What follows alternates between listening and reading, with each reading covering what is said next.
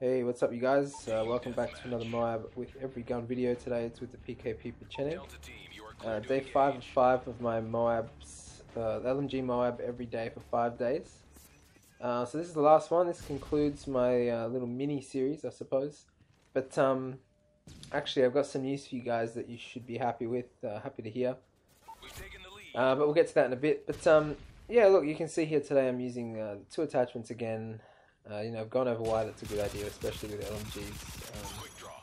And that's the red dot, because the sight on this gun sucks without the red dot, as usual. And I've also got the grip because there's insane recoil on this gun as well. So that's the reason why I've gone ahead with those, and it's all good. I mean, we can have a look and see my perk setups and stuff. I tried many different combinations while I was trying this gun.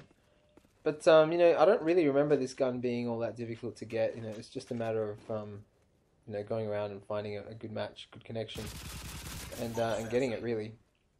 But, yeah, anyway, so, yeah, that's pretty much it for that. And I'll continue on, I suppose, with what I was normally talking about. But before I do that, actually, I just, earlier I just mentioned how I got some interesting news, good news for you guys. And that is that I'm going to have to advance my schedule a bit.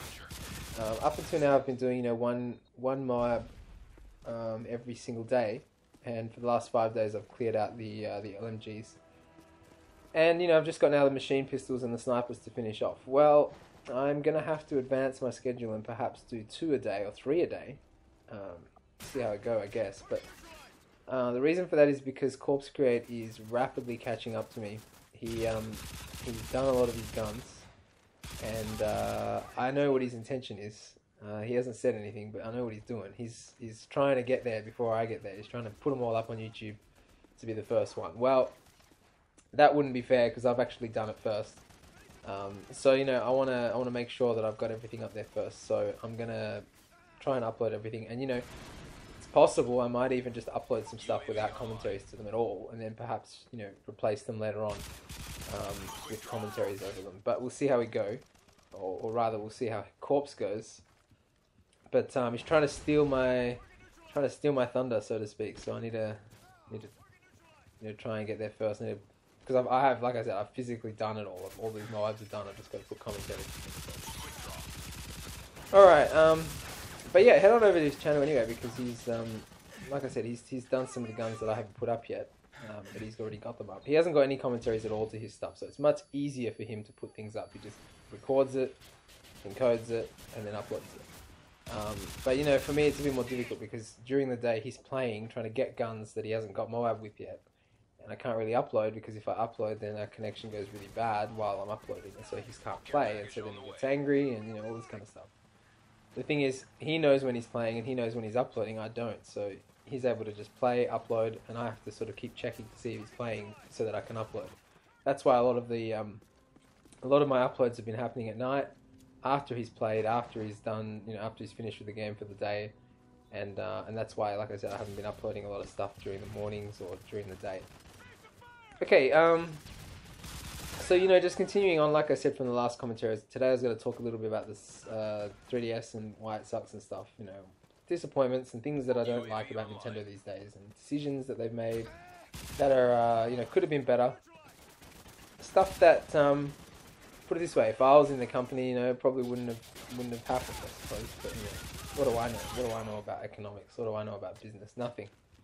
But just from a gamer's standpoint, this is the kind of stuff that I disagree with, I suppose you could say. But at the end of the day, they've made heaps of money so far. They're super popular and all this kind of stuff. But at what cost? Definitely, they've lost the hardcore. That's for sure. But anyway, so today, last time I talked about the 3DS, I talked about the reason I didn't like it is because it doesn't have a circle pad, and then I said, well, they have added the little boat thing that adds another circle pad. They call it the 3DS boat. That's what some websites call it. And all that kind of stuff. Well, today I'm going to talk about the battery life. I mean, with the 3DS, the battery life at the moment is anywhere between 2.5 to 4 hours, I think it is, or 2.5 to 5 hours, which is pretty lame. They say you get better battery life if you don't use 3D. If you're not using the Wi-Fi. Well, you know, if you're not going to use 3D, then what's the point? You know, the whole point of the 3DS is to be able to play games in 3D. So, you know, that's not really an option, and so, you know, that's going to automatically limit your battery life, and you probably get maximum, you know, 3 hours out of it or something. Which is, you know, just not acceptable. I mean, considering that the original DS, lasted for, well, probably, you know, I remember being able to use my DS for maybe 9 hours, you know, 10 hours without having to charge it. PSP was considered bad, and that was 6 hours, you know, 5 hours. If I can only get 3 out of a 3DS when I'm using the 3D, you know, its main feature, then that's pretty lame.